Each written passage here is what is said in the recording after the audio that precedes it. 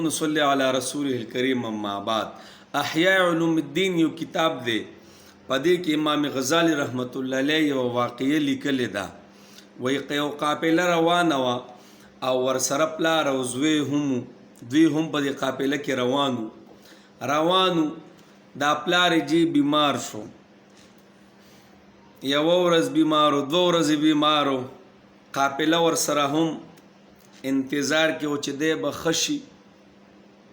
پلار جی ښه کېدو نه قافلې وي جناب مونږ به ستا نه روان شو. زوی ته یې وي او ستا دا پلار خو ښه کېږي نه، او مونږ سره خو سامانونه دي، ډېرې خبرې دي، مونږ به دننه روان شو. زوی وي صحیح ده چې څنګه ستاسو خوښ تاسو روان شئ. دا پلار او زوی پاتې شو. لږ ټیم پس جی پلار د دنیا نه تشریف یوړو. پلار لاړی، وفات شو، دنیا نه فرده وکړه، لاړی. دې زوی اوسه خوا دې خوا ګوري چې څوک پی، زه خو ډېر یوازې یم، زما سره به څوک مدد کوي. دا خو کفن دی، دا خو قبر دی، دا خو چوتول دی، دا خو جنازه ده. نو مخامخ یو کلی دا زوی هغې ته ورغلی. هلته خلکو ته ووي دغه شان جي ما باندې یو مسله راغلې، مسافر وم او زما پلار وفات شوی دی. اوس زما د والد صاحب د جنازې د قبر خبرې اترې دي، زه یوازې نشم کولی، تاسو ما سره مدد وکئ. هغې وي صحیح ده، تاسو ځئ، ته ځه وایي مونږ در روان یو. دا زوی چې کله رالی چې ویې کتل د پلار نه څادر را چوت کو، نو الله اکبر، د پلار نه جي خرسا شوی، مخې د خر شوی و جي. د ډېر پریشانه شو. وی الله وایي دا خو پرېږده چې دلته دې وله کوم عذاب ورکړو، په آخرت کې به ورسره څه کې.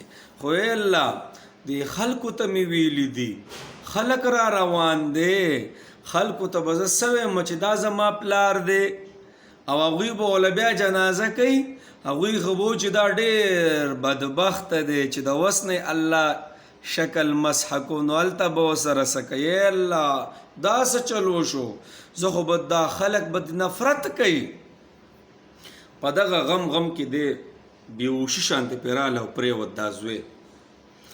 چې بېهوشه شو جي، نو محمد رسول الله صلی الله علیه وسلم خوب کینی، خپل دوستان ورسره هم دي او داسې را روان دي. دی ورته وایي د الله رسوله وایي چېرته ځئ؟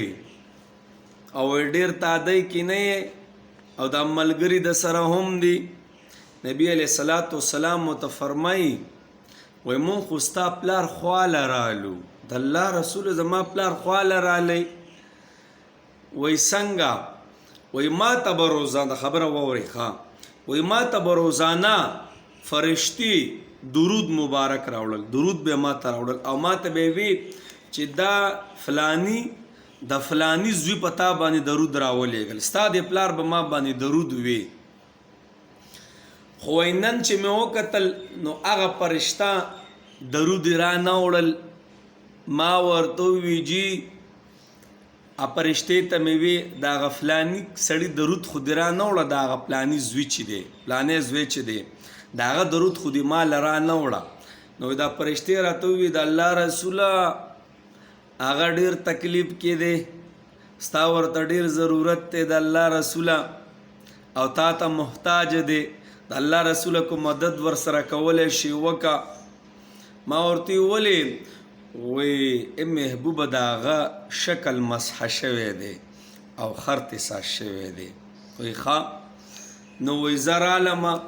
نو اوس دا زوی وایي ما نبي علیه الصلاة والسلام لیدو چې زما د پلار نه دا کپړه داسې راچوته کړه او دا لاس مبارک پې داسې راخ کو. چې لاس مبارک پې راخ کو، زه په دغه ټیم کې راپاڅېدم د خوبه. چې کله مې د پلار نه څادر راچوت کو چې ومې کتل هغه نور هم زیات ښایسته شوی دی. الله اکبر. نبی علیه الصلاة والسلام فرمایي چا چې په ما باندې زیاد درود وي، وایي قیامت کې به زما خواته ما سره پاسي، زما خواته به قیامت کې نو څوک چې د نبی علیہ الصلوۃ والسلام خواته یي نو تاسو وایه نبی علیہ السلام به شفاعت نه کوي، نبی علیہ السلام به ته په خپل لاس مبارک او حوض کوثر شربت نه ورکوي. او نبی علیہ الصلوۃ والسلام فرمایي څوک چې زما روضې خواته مخامخ په ما باندې درود وایي او ما ته سلام کوي نو زه په خپل اورما. او وی څوک چې بهر په دنیا کې د دنیا په هر ګوټ کې په ما باندې درود وایي نو باقاعده فرشتې ما ته را رسي اما ته وایي ای محبوبه فلانی د فلانی زوی په تا باندې درود وي دا ډالۍ مې دل را ورسولم.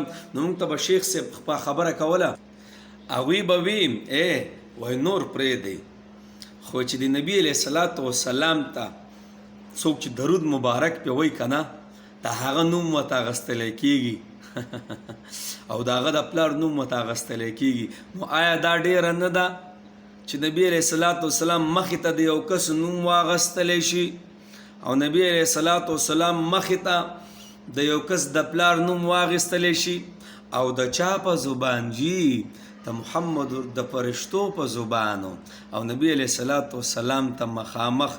نو دا ډیره نه ده چې زمونږ زما او زما د پلار نوم ورته واخیستلی شي چې فلانی د فلانی زوی ام محبوبه پتا باندې درود مبارکه ویلی دي. علما فرمایي د مصیبت وخت کې درود مبارکه درود شریف ویل دا د ټولو مصیبتونو جرړې ختموي.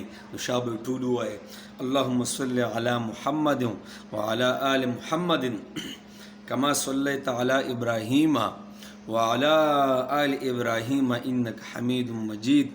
اللهم بارك على محمد وعلى آل محمد كما باركت على إبراهيم وعلى آل إبراهيم إنك حميد مجيد.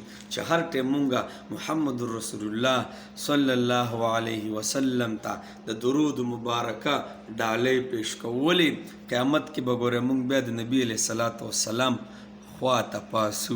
او څوک چې د نبی علیه الصلوۃ والسلام خواته پاسېدل که نه نو جی شفاعت فی لازم دی شفاعت پې کوي جنت ته به داخلی حوض کوثر شربت په نبی علیه الصلوۃ والسلام په خپل لاس مبارک دله ورکوي. نو بهترین بختور هغه کس دی چې په نبی علیه الصلوۃ والسلام باندې ډیر درود مبارک وایي. ښه دا زما دویمه ویډیو ده انشاءالله درېمه ویډیو به هم په درود مبارکه باندې کوو. صحیح دی انشاءالله درود به وایو که نه وایو به که خیري. واخر دعوانا ان الحمد لله رب العالمین.